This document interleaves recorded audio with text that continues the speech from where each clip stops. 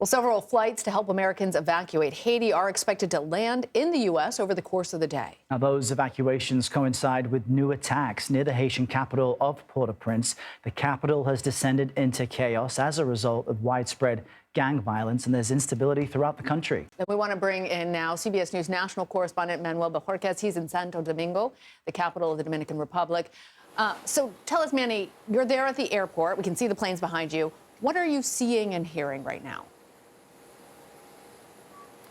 Well, we've just arrived here at the tarmac level. Airport officials have allowed us to come to this point because this is where the next helicopter flight from Port-au-Prince will land in Santo Domingo, carrying U.S. citizens who are looking to flee the dangerous situation there. There were some helicopter flights yesterday that brought people here.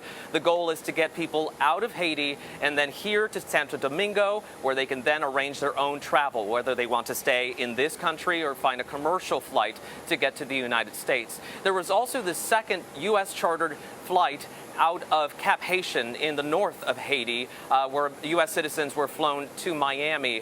This is a situation where, according to the State Department, there are 1,600 people with U.S. passports in Haiti who have registered for information about these types of flight.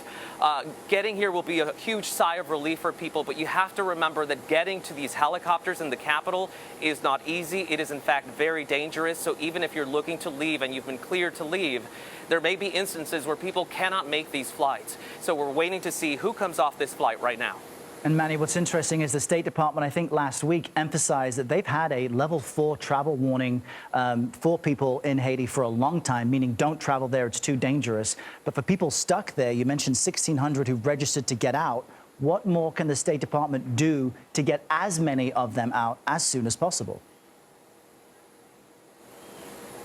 At this point, it has been these types of flights, either the chartered flights leaving from Cap Haitian or these helicopter lifts, which started just a few days ago. Those right now seem to be the only options available to U.S. citizens because commercial flights are not leaving from the island.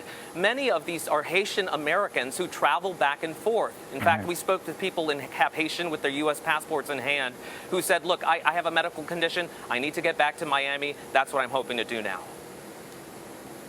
All right, Manuel Bojorquez, thank you.